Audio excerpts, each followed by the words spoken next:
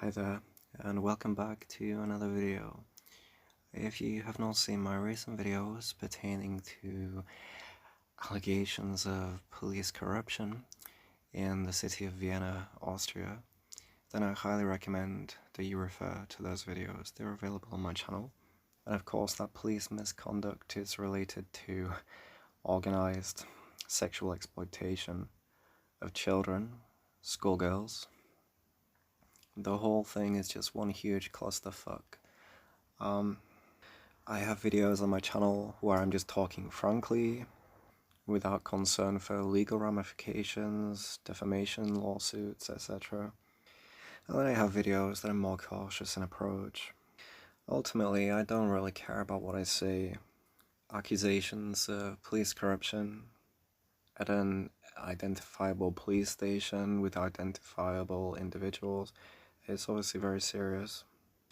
But I really don't care because, for example, if their response is through litigation regarding defamatory allegations, ultimately it's still going to put their systems under the spotlight.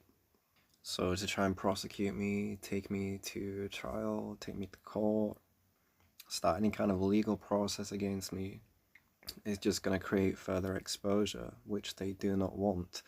Why do they not want this? Because it's true. Everything that I've seen is true. But seeing is believing, which is why I have everything documented. Now, if you refer to my other videos, you'll notice that I specialize in grooming, sexual exploitation.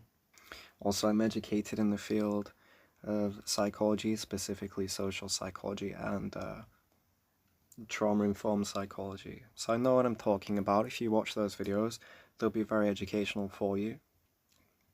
You will learn about grooming trajectories, mechanisms, operational dynamics of organized sexual exploitation systems. You will also understand the psychology of victims, in this case, schoolgirls, the psychological drivers, risk profiling, risk indicators, risk assessments, cumulative risk stacking. Essentially, in these videos, I have been doing what the Kinder- und Jugendhilfe and the Kinderschutz and basically child and youth welfare, child protection organizations in Austria, but also the integrated safeguarding framework within the education system, so schools. And by relation, then you have school psychologists, the LSOs, lead safeguard officers, basically everybody involved. All of these people have failed to do their jobs efficiently. I have been doing what all of these institutions should have been doing. And I'm just one man with extremely limited resources. And I'm doing the jobs of multiple people across multiple organizations and institutions because all of them are fucking useless. And so basically, just to summarize what's happening in Vienna, you've got police misconduct, that is a fact.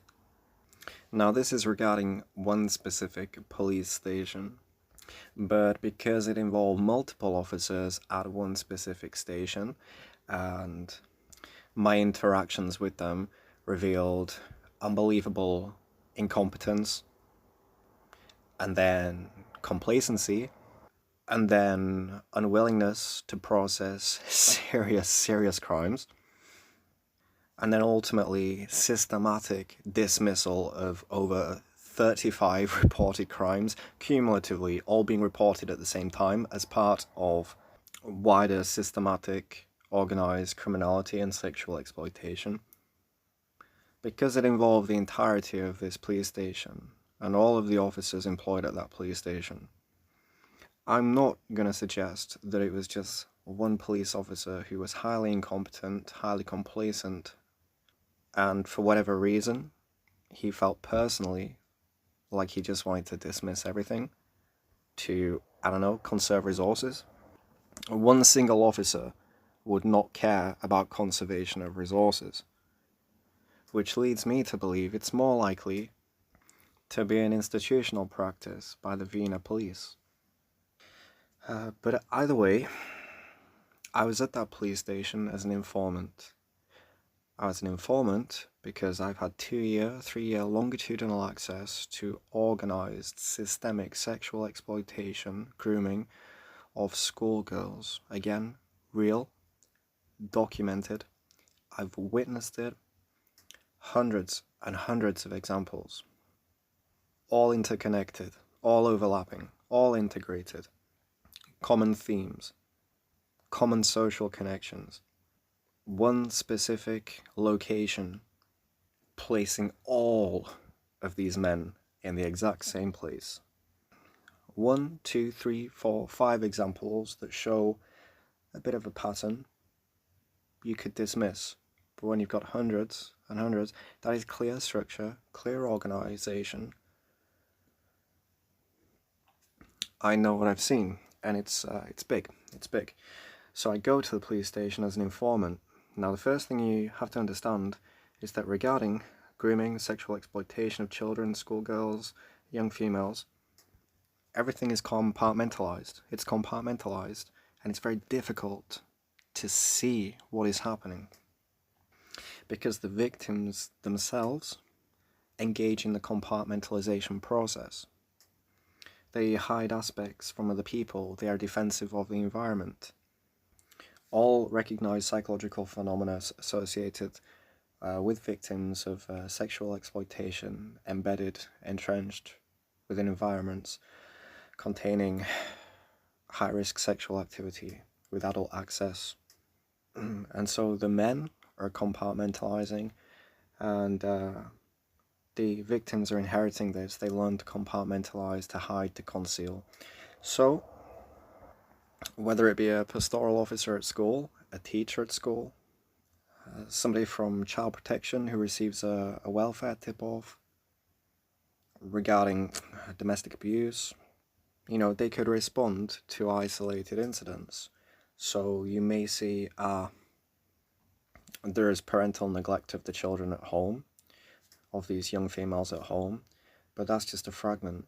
At school, they may see the young female is perhaps behaving erratically, or her appearance has changed, her appearance is more sexualized, what's going on here? Or maybe it's something as simple as she's looking tired. Her weight is fluctuating. Something seems wrong here, but we don't know what. Ultimately, it's fragmented through compartmentalization. Different domains and the people in those domains only see fragments of the picture. Regarding grooming and sexual exploitation, it requires a catalyst for the big picture to become visible. And so, for example, at school, if they've made observations over the 7 years in which these girls have been in their system, their school system, under their supervision and duty of care, they may have made several individual notes that are not interconnected. They've not connected them to recognize a pattern. And so the catalyst usually comes in the form of an informant. Somebody who has had internal access and they've seen everything. Therefore, they're able to provide you with the information that fills in all the gaps, connects all of the patterns together. Now, safeguarding organizations depend on this. Now, they're used to receiving, for example, emails from somebody who is perhaps emotionally involved. The email will be emotionally driven, it will be speculative, perhaps angry, but usually it will be regarding an isolated incident. For example, they will email a school claiming one of their male students has been sexually aggressive toward their daughter, or their daughter is drinking alcohol because of the influence of her female peers at the school, and the email is focusing on one specific point, one specific incident, and it's emotionally driven. And so that's the good majority of emails that schools, safeguarding organizations will receive. But occasionally, very rarely, they'll receive an email that is formally written. It's not emotionally driven, it's concise, it's informative, it's explanatory, but ultimately it transfers salient information across multiple domains of a victim's life. Longitudinally, they can present a chronology, and they articulate all of this and communicate all of this. I've witnessed this across multiple domains in this young female's life: domestic, school, and social. Longitudinally, for over 2 years, 2 to 3 years, all of the different fragments, I've seen them all together, and the whole picture of what is happening to this young female who is sat in your classroom right now. I know the reason why she's looking tired. I know the reason why her baseline affect is so manic. I know the reason why her clothing is suddenly sexualized. I know the reason why her feet were cut open. I know the reason why she was absent on this day and that day and the other day. I know the reason why she is socially isolated in that school environment. Here is why. But in my emails, there's 3 disclosures, and they were staggered. And they were staggered so as to attempt to align with the expected process that would have occurred on their side after receiving the emails. For example, involving the KJH, the police, triangulating, strategizing. And so they were staggered so as to not overload them in their workflow, and to make this process as efficient for them as possible. Furthermore, the emails did not identify the victims. It just presented enough risk indicators and observable markers for them to triangulate. Go speak to teachers. Have you been concerned about any students in particular recently? Oh, you have? Which one? Oh, why? Ah, there's been a rapid deterioration in her physical appearance, and her face looks like it's been altered through cosmetic procedure. That's interesting. We've just got an email claiming some of our female students in final year are being sexually exploited and adultified, and that they're being offered cosmetic procedures. Now, this email hasn't told us what students to go looking for, but independently, we've gone, triangulated, and we've managed to actually identify very specific students who map onto what this email is saying. Now, we've come to that conclusion ourselves, and that's the difference. I never had to tell them the names of the victims. I just gave them enough information, and basically, implicitly, I was saying, you go look, you have eyes, you go look at your students, you go talk to your teachers. What have they been seeing? Have they noticed anything about particular students recently? If so, what were they? Ah, it was this, it was that. Does it match with what I'm saying in this email? It does? Right, now you know why. My email was not telling them what to do. My email was providing them with a vector for their own independent observations over the past 7 years about the victims to map onto so that they can see the bigger picture. Anyway, ultimately, what you need to understand is that they didn't do any of this.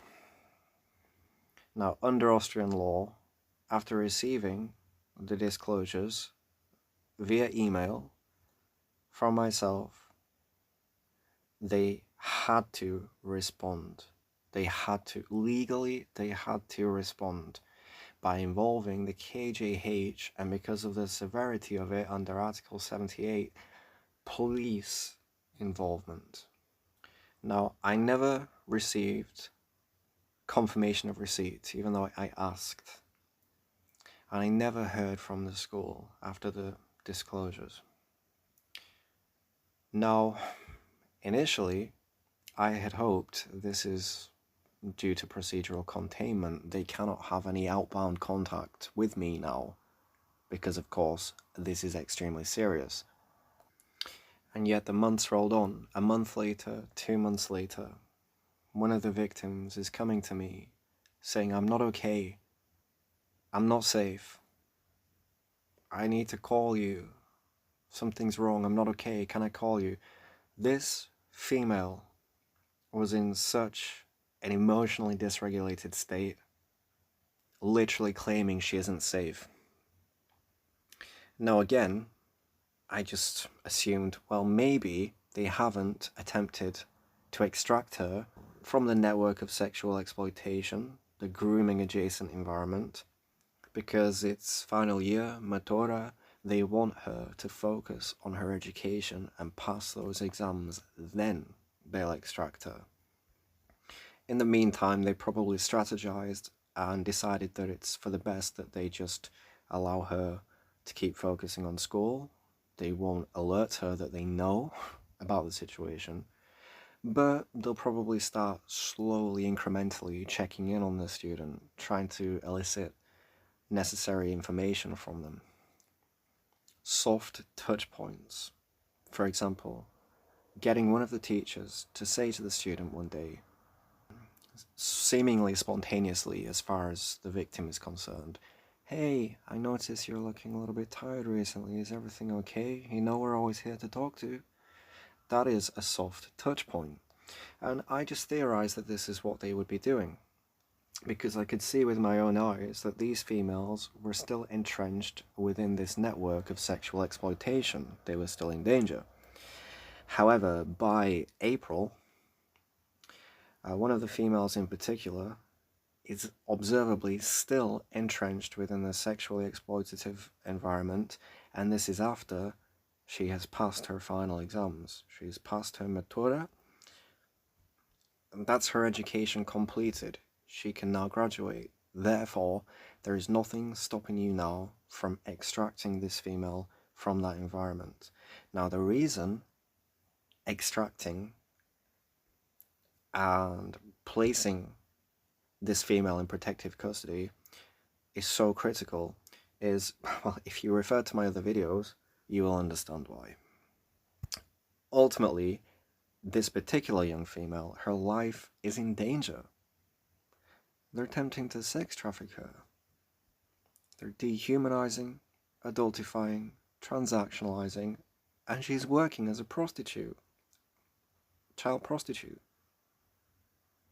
She's not an adult.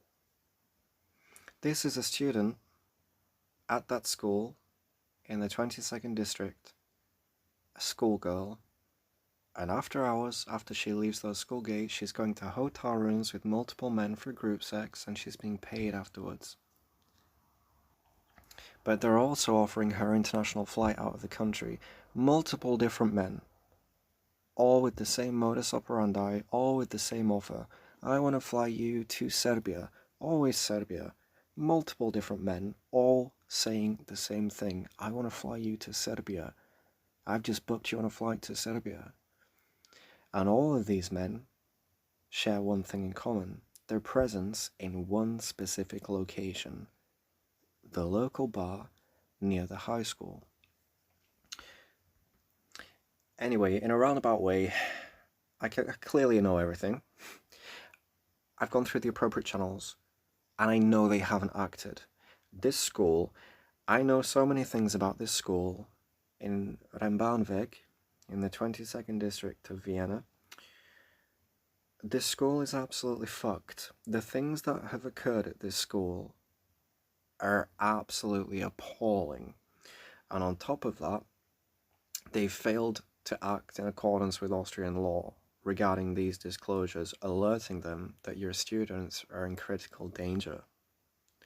And they didn't act. Now, I then went to the police to transfer all of the evidence that I have through a secure channel. Now, if you watch my other videos about the Viennese police, I'm going to talk frank right now. Absolutely fucking disgusting. I still, 2-3 months later, I still cannot believe what I witnessed. Please refer to my other videos. It is absolutely astounding. It is astounding. And so cumulatively, the police are corrupt, the safeguarding organizations and institutions, KJH, Kinder- und Jugendhilfe, Kinderschutz, all of these are relevant. Child and youth welfare organizations, child protection, but also the integrated safeguarding framework within the education system. Now, I'm saying how it's difficult to recognize patterns and they just see fragments of it.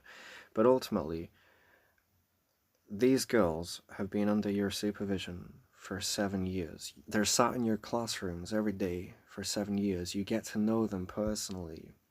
You get very close to them. They're right in front of you. You're trained observers.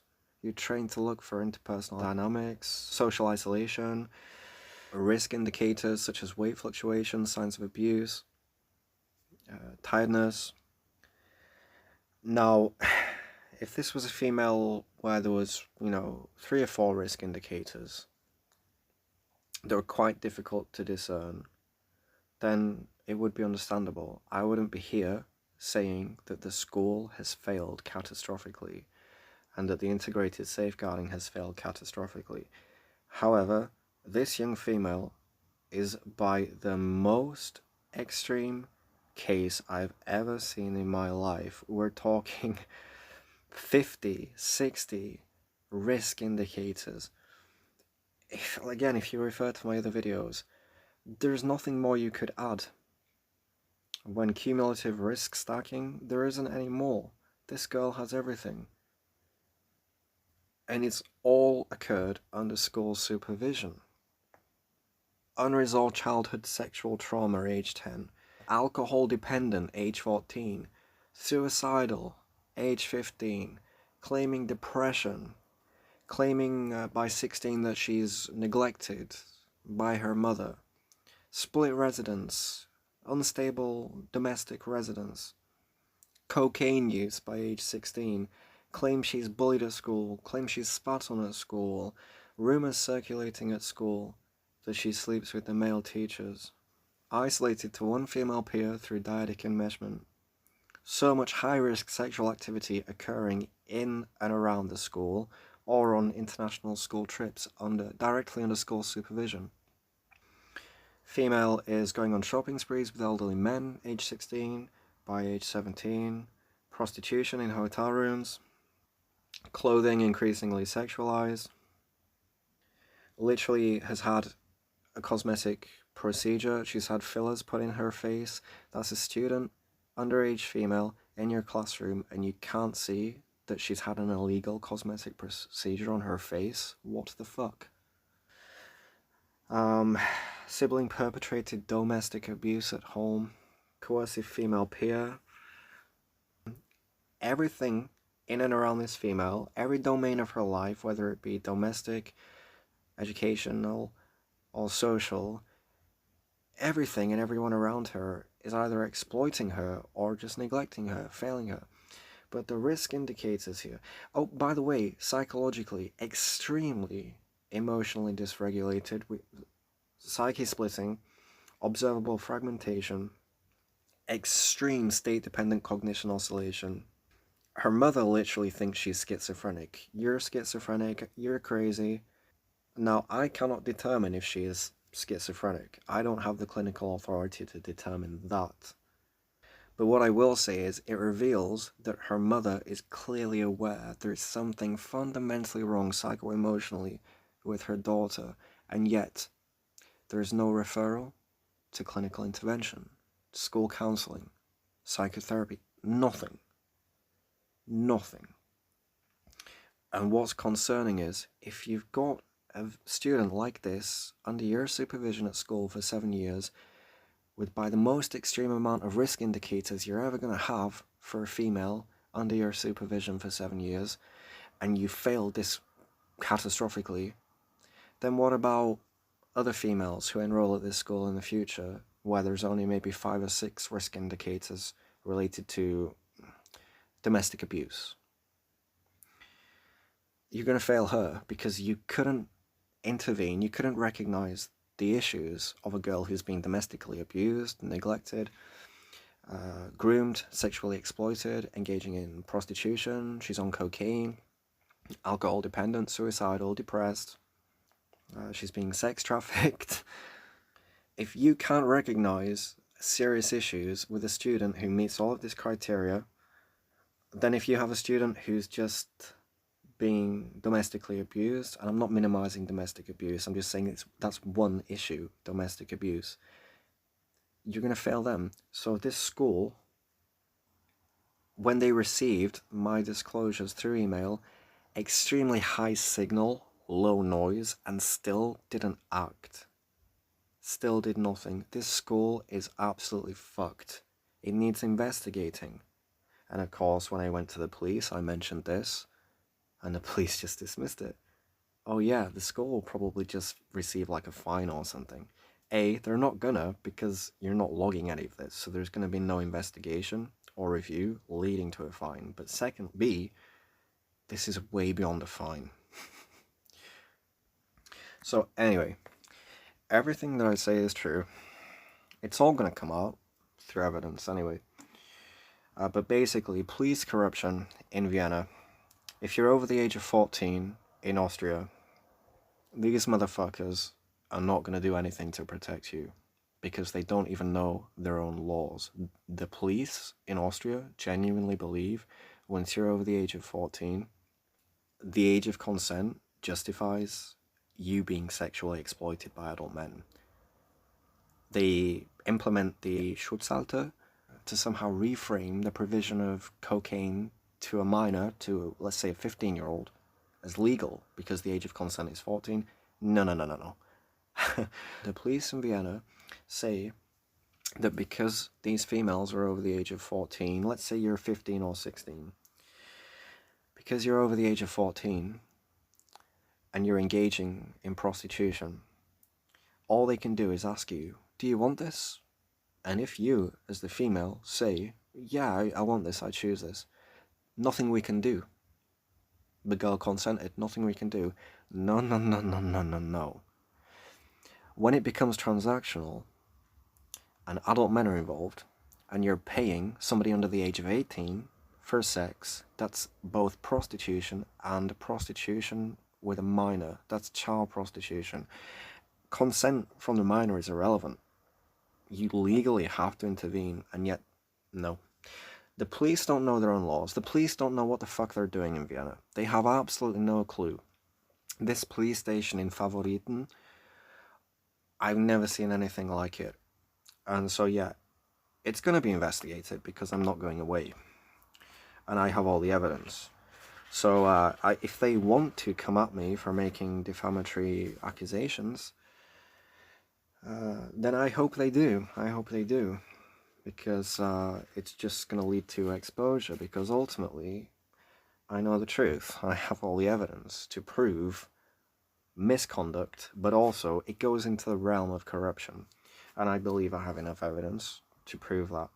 But regardless, I have enough evidence of the sexual exploitation, the grooming, the failure on the school's part, everything.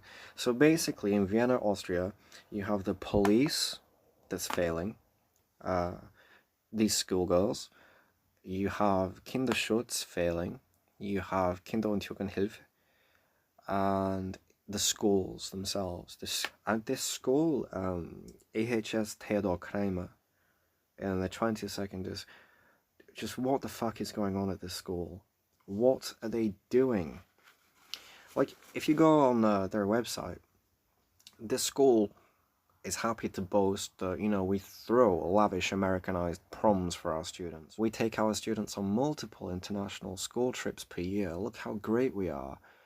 And yet, you're employing, for example, 60-year-old security guards who are fraternizing sexually with your female students at that prom.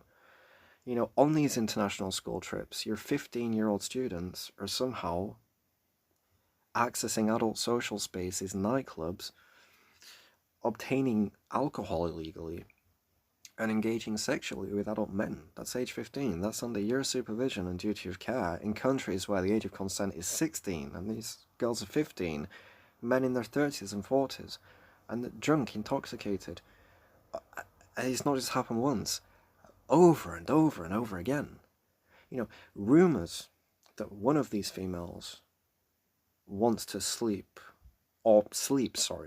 There's rumours circulating amongst other students that one particular female, one of the victims entrenched within the sexually exploitative environment, one of these females sleeps with her male teachers, right? But what's interesting is that same female admitted to me personally that she wants to have sex with her male teachers, and she even has photographs of them on her phone, which corroborates and substantiates the rumours circulating by her peers, the other students. It means those students have seen something. They've observed something. That's how these rumours have come to be disseminated. Now, if 14, 15-year-old students can see that, adults, teachers, pastoral officers, trained observers, how are they not seeing whatever the children are seeing? There's no excuses for this school. There is no excuses for the police. There's no excuses for the KJH. There's no excuses for any of these systems that are all supposed to be converging, coordinating. They're supposed to be able to take multidisciplinary action to protect young females, and they're not doing. And this is the most extreme case I've ever seen, and you have all the evidence to substantiate what's happening to her. She's been groomed, transactionalized, adultified, sexualized. She's a shadow of her former self. It's horrifying what's happening to this girl. She's literally alcoholic.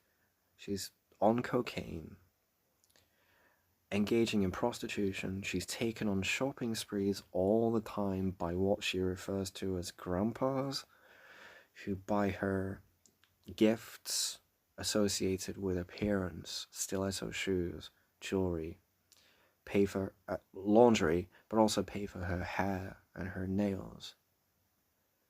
It's literally, if you ask somebody who didn't know what grooming was, the intricate mechanisms of how grooming works, trajectories, etc., and you just said to them, what's grooming? The first example they would say is, oh, like when an older man starts buying gifts for a child or a schoolgirl, like, you know, buying her laundry, having her hair and nails paid for, and buying her sexualized clothing. Yeah, exactly. Now, the laymen know that. It is the most quintessential example of grooming that most people would immediately think of, and it's right there happening. So you've got blatant grooming like that. Now, that in itself is not criminal under Austrian law, unfortunately, but it's adjacent to actual criminal behaviour, meaning offers a flight out of the country for a schoolgirl. That's sex trafficking under Austrian law and EU regulation. Provision of cocaine to a schoolgirl, highly criminal. Provision of strong alcohol to a schoolgirl, highly criminal. Breast implants, cosmetic surgeries, prostitution, it just goes on and on and on. What is happening in this country? What is happening in Vienna? But also, this is clearly an institutional problem. Therefore, it is probably ubiquitous. This goes beyond Vienna. It becomes state level. It's huge, right? It's fucking disgraceful. And I've seen everything. I'm fucking traumatized by it. You know, I'm tired of having my life threatened for knowing too much. And the police wouldn't even provide me with protection. They didn't want to know. You know, I'm having my life threatened for witnessing all of this shit. And the police just treat it like an isolated incident. I had my life threatened. Was the weapon drawn? No. Nothing we can do. But it's not an isolated incident. I've been threatened by multiple people over the course of months, sustained character assassination attempts, online cyber surveillance, digital harassment, multiple threats against my life perpetrated by citizens of your state. Yes, 30 minutes before coming to this police station, I had my life threatened in close proximity by a Serbian male associated with the environment, the grooming network. Yeah, but it's not an isolated incident. But even if it was an isolated incident, just because the weapon's not drawn, you should ask me more questions, and then you'll find out that it's not an isolated incident. But you already have the context, you know it's not an isolated incident. Oh my god, these guys are so fucking corrupt. This is Favoriten. It's the police station opposite the Hauptbahnhof, the main station in Vienna. Honestly, anybody, go to that station and look through the window and you'll see the fucking chaos immediately that I'm talking about in my videos. It's fucking disgusting. I just cannot believe what I've seen, what I've encountered. This place, Austria, it's fucked. Vienna is fucked.